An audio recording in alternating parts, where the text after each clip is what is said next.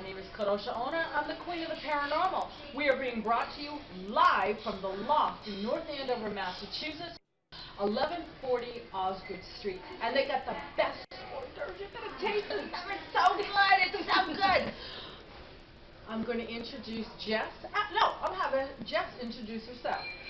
Hi, I'm Jessica Rainville. I'm a voice actor out of Maine, and I have my very own business, jessicarainville.com voiceover.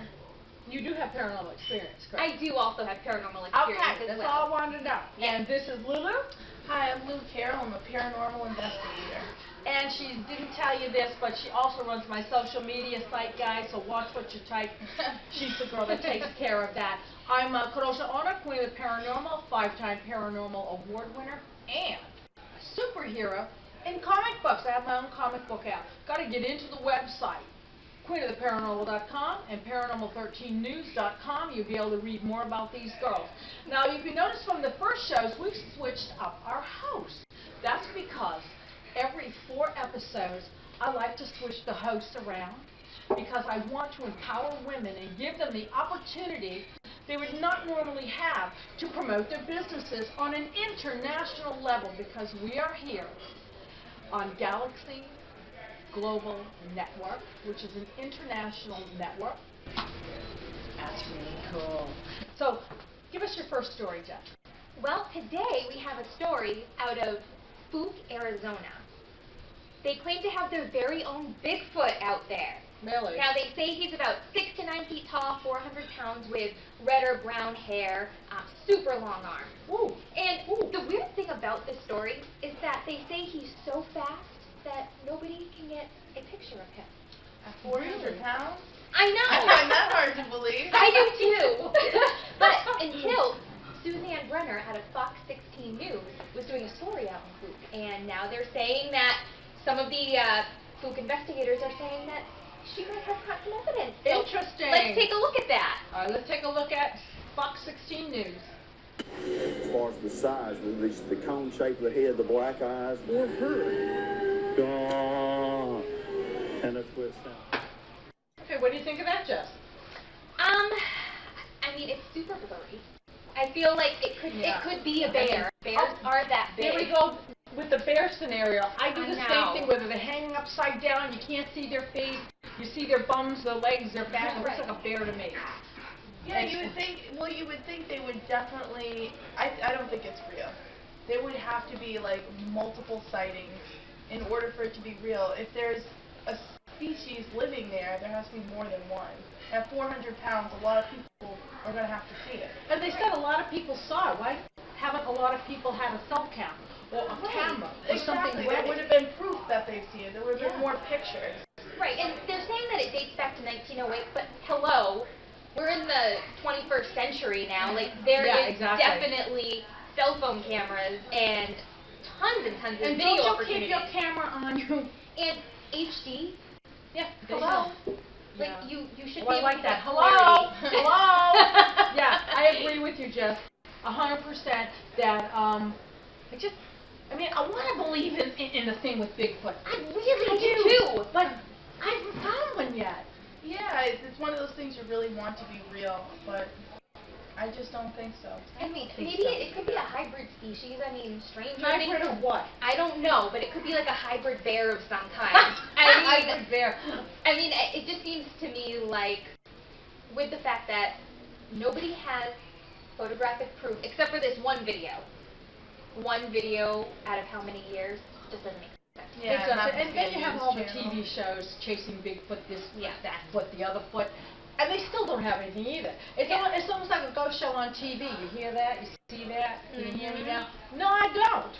I don't. If it doesn't come out and touch me, you know, Right. or I can't hear it, it's just not real. Well, that's my belief. Same. I'm with you. Lulu, you've got a great story coming I up for us, do. too. This story is about doppelgangers, I eerie love doubles, yes, or ghosts. And this one story is about a doppelganger of a daughter in this family, and it actually followed the family around for years, and it actually continues to happen. Let's take a look. Let's take a look at her. That's a pretty girl. Yeah. And that's the doppelganger. That's interesting. That's an interesting concept, being able to see yourself in someone else like that. Because it said the doppelganger with the red hair, from what I remember, reading the story, she actually saw herself too, but she never saw the face. Yeah, that's the thing. They never saw the face. And so it makes you think, well, maybe it's just a stranger, but some of the sightings happen in their own home. Right. And at where they were, too. Right, and she even said in the interview that there was nobody else at her work who had red hair. So that was why she was immediately scared of this doppelganger. She's like, this girl looks just like me. There is nobody else here who could possibly have this red hair. They were closed at the time. And have the uniform of the restaurant on. Do you think, maybe, Laurel, that it's a spirit transferring itself onto a body, or an image of a spirit? I mean, I kind of think so. I kind of believe that, but it seems so eerie. It's, again, one of those things I want to think is real. I mean, I don't think a whole family would lie about something like that. And I've heard of similar scenarios. Now, I also read that it moved, when the people moved, it moved with them, and they would see it in the new location, like hundreds and hundreds, like different states. Yeah, they saw it walking up the garden path towards the home. I mean, I think that's really eerie. I mean, I think there might be something to it. My thought is that, you know how, like, you can kind of have spirit imprints? Like, like they might walk the same path every single day or whatever. Well, maybe that's what this is. Maybe it's just her spirit somehow, because, you can have, like, an out-of-body experience. Maybe it's her spirit following her around somehow. That's an interesting concept. Maybe it's just her doing all these things and lying to the family. No! She should have been in school and the mom saw her in the house, and I thought, well, of course she's going to lie and say that wasn't her. I actually used it. This is true. The alarm would go off. I'd get under the bed with my pillow. That was it. I got a pillow in the closet. I'd go right under the bed and sleep. And then get up when I wanted to. My parents went to work. And then I would just kind of go to school when I felt like it. Well, maybe that's what this girl's doing. That could have been it. Absolutely could have been it. I don't see that at all. I've got a great story here. It's about a time traveler named Rudolph Fenz. Now, what I want to do is I've got to get this story correct. So I'm going to show you the tape right now. Rudolph Fenz. The odd tale of Rudolph Fenz begins like any ordinary day, in the Twilight Zone. On a sunny day in 1950, in the middle of Times Square, the hustle and bustle of New York City was on full display, crowded with tourists, businessmen, shoppers, and vendors. But the busy square was about to get shaken up by the appearance of an even older and timier individual. With a loud crash, the traffic came to a halt, and the bystanders became witnesses as a man in a Victorian-era suit and a 19th century demeanor was struck dead by a passing streetcar. According to materials found on his person, Rudolph Fenz was his name, and by the look of the contents in his pocket, they found old currency, a receipt for a horse and buggy, and business cards, and a letter noting his address on 5th Avenue. After a long search by the NYPD, it was discovered that a Rudolph Fenz Jr. had died 5 years before. The widow disclosed that her husband's father went missing in 1876 at the age of 29 and was never heard from again. Could that missing person have been the Mr. Fenz who appeared one fine day in 1950, found again after 74 years? Okay. What do you think about that? I mean, I guess I can kind of believe it. I was stunned by the whole thing. But what really intrigued me with this particular time travel situation was that he actually had a receipt on him from a horse and buggy. He had that, and he had business cards from, from the early 1800s. So it just makes like little to no sense. I mean, he's been missing since 1876. Right. And it was his son who, after he passed away, had all this. This is just a little bit too coincidental when it comes to time travel. You know what gets me, though? They had his address. Did they not go back and see if they could find record of him ever living there? Because they never make mention to that. Like, I would feel like if I was from the NYPD, I would immediately say, okay, I see that he's got these business cards. Let's see if they correlate Well, with this man's Well, life. sure, but you got to remember, if this gentleman was missing since 1876, and the police, and this was now in 1950, they find the gentleman. He time traveled to there. Right. Well, that location might not be in existence anymore. But you would think It it would could be, be gone. but you'd think there'd be a record of it in public records, right? I mean, did they keep records back then? Well, I would think Yeah. that I would think that they would. It just seemed like really, really interesting when it came to the different receipts he had, the business cards he had, the address he Right. had, you know, and everything, and plus the way the gentleman was dressed. I think Yeah, it there all was seems too much coincidence, you know, it's just a Yeah. lot. Yeah, I think that this was a prime example of time travel because everyone identified, you know, him as a Rudolph Fenz. Even his own son's widow said that he was missing since 1876. And I tend to agree. Like, I actually really like this story a lot because of the fact that you can't refute the fact that he had currency Yeah, that's all. from the time period. Like, the most. And also, I wonder what his business card said. I kind of want to know what it was he did. Like, why was he carrying around business cards?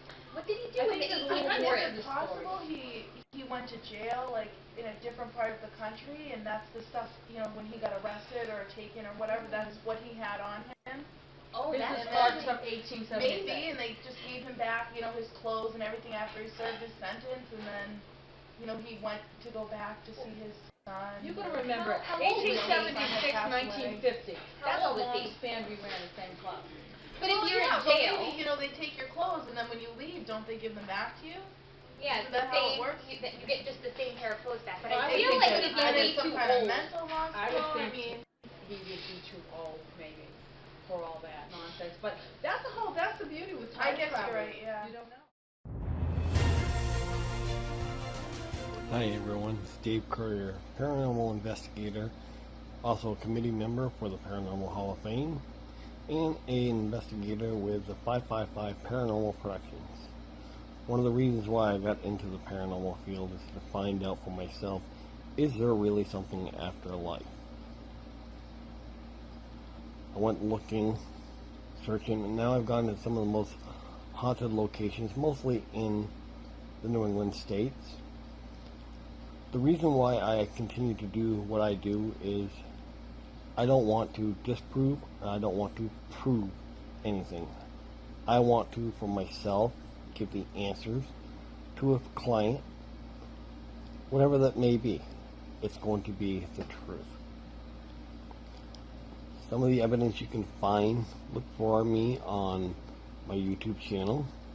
You may also look on, again, the paranormalhalloffame.org and a 55 Paranormal Productions. I am one to believe that there is no such thing as a paranormal expert, and we are all going to learn from each other. So again, thank you for your support, and hope to see you out there. Now we have Jess. You have another story. I sure do. We are gonna play a game. Okay. All right. I'm ready. So we're gonna test our clairvoyance abilities. Ooh. So what we're gonna do is one of us is gonna be the sender, one of us Okay. is gonna be the receiver, Okay. and then one of us is going to be the moderator. So what you would do is the sender is going to write down a common household object that you would use just, you know, everyday item. Cool. All right, and then don't let anybody else see it, okay? Okay, you do it. You write it down. So then the moderator is going to, well, first the receiver is going to say out loud what images that you're seeing. So the sender will imagine those items, hold on to a piece of paper, and think about different ways that you're going to use these items. Sure. Okay? And then the moderator is going to write down everything that the sender is saying, no matter how crazy it sounds. Does that make sense? Okay. okay, so I wrote something down. You wrote something down. Hold on to it. Okay. I'm gonna Think turn this about over. ways to use those items.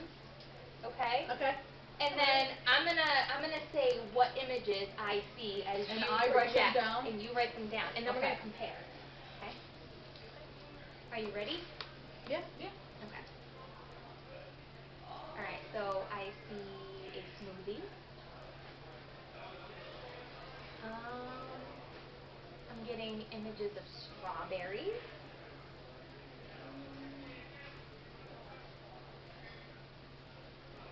getting like ice cream. I love that. I know. I think I'm hungry. Really good. I think I'm hungry. Look at the wonderful food in front of us. I really feel like I'm just getting images of a blender. It's a smoothie. I think we're getting a smoothie here. I need a new blender. Oh, see, I know. Really, it just broke. It just broke this morning. It literally caught on fire, the blades and everything. I need a new blender. So maybe you would. Maybe I'm channeling you. I don't know. All right. What do you have over there? Lamp.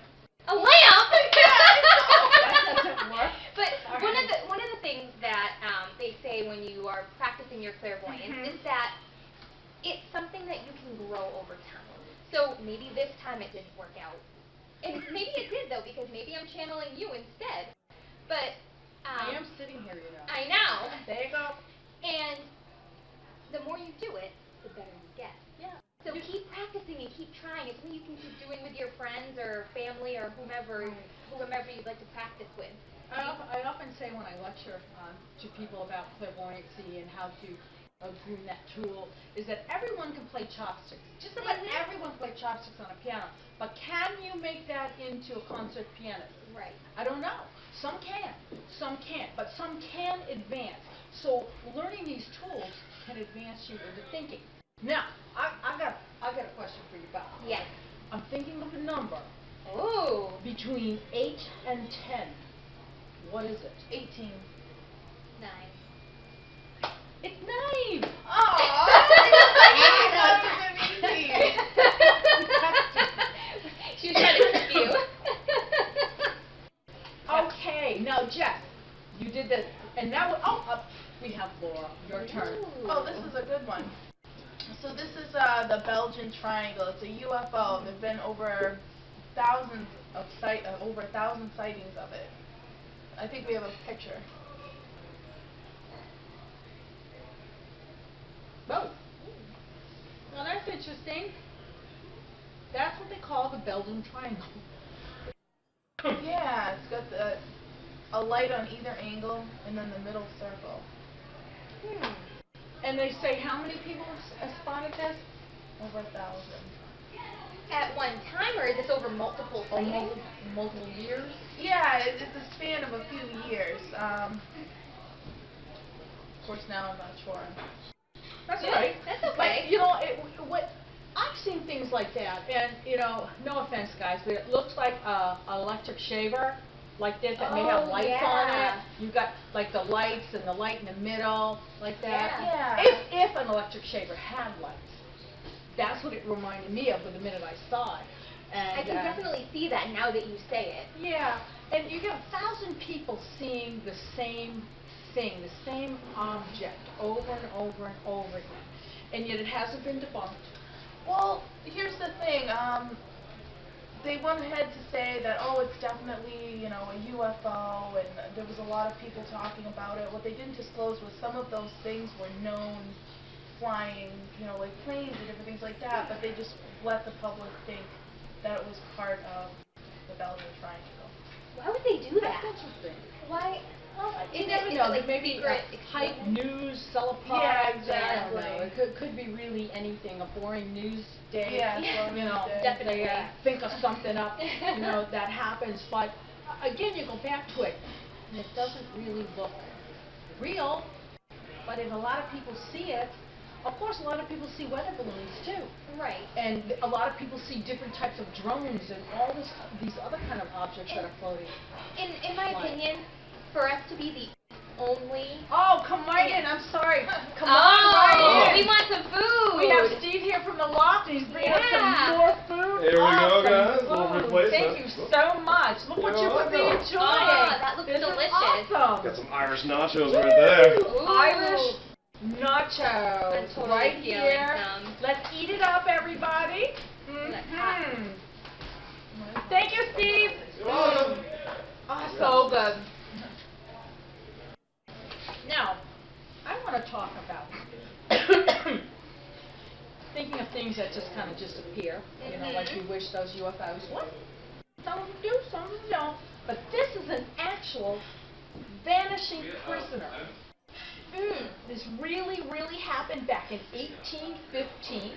The gentleman, they only have his last name, which is Diareki, and he was imprisoned for impersonating an officer in the army. When the officer died, he was actually his valet, and when the officer died, he decided he'd take over his life, because they kind of looked at each other, and he spent his money and everything. Well, they caught up with him, because he's not the dude, and they put him in jail. And right before everybody's eyes, they were all lined up, handcuffed and chained together, he just disappeared.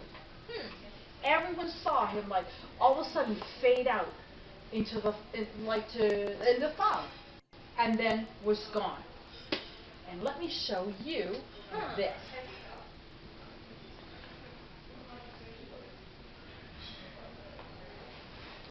Those are prisoners from the same prison that he was in, right there. So you see them all in line. Right. They're all chained together. How did one vanish in front of everybody? Now this just wasn't like, oh, we got about 10 people. We're talking a lot of prisoners. Not only a lot of prisoners, but also the guards and the people that run the prison warden. They all saw it at the same time. Do you have any explanation as to why like that would happen?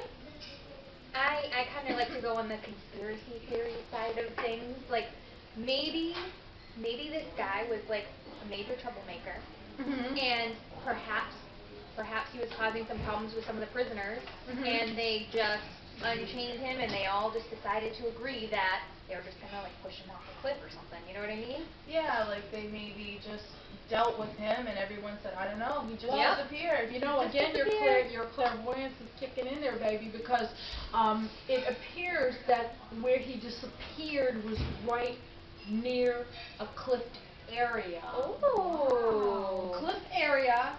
If you want a reading, you gotta call this girl. She seems to know a lot. But, it was near a cliff area. They said it was kind of foggy outside, and the chains and everything went down. One of the theories was he stepped off of the, like an escape artist, like Houdini, that would pump up his wrists, and then all of a sudden, when he released and relaxed, he could slip out of them. And he quietly went into the water. Oh, I can believe that. I can believe that yeah, too. if he fell or anything, they'd find a body, and he'd also They'd hear tug a on the splash. chain. Right. Like that. And But I could definitely see if he became smart enough. I mean, how much time do you have in prison to think about all sorts of ways to try to escape? That's and true. Did he have another escape attempt as well? yes, he did. But he got caught and brought back. He Yeah. did make it outside the prison. So we got a guy who is doing this repeatedly, and now he's got a downward sign. Yeah. So He is gone. Yeah. That's cool. You're watching Paranormal 13 News. Thank you so much for tuning in. Thank you so much to the Loft Restaurant, North Andover, Massachusetts, 1140 Osgood Street, for bringing us the best food out there. delicious. Thank you, Jess. And thank you, Lulu. See you again. Thank Bye-bye. you. Okay, let me dig in. Yeah. Wow, look how good this looks. Mmm. Excelente. Woo.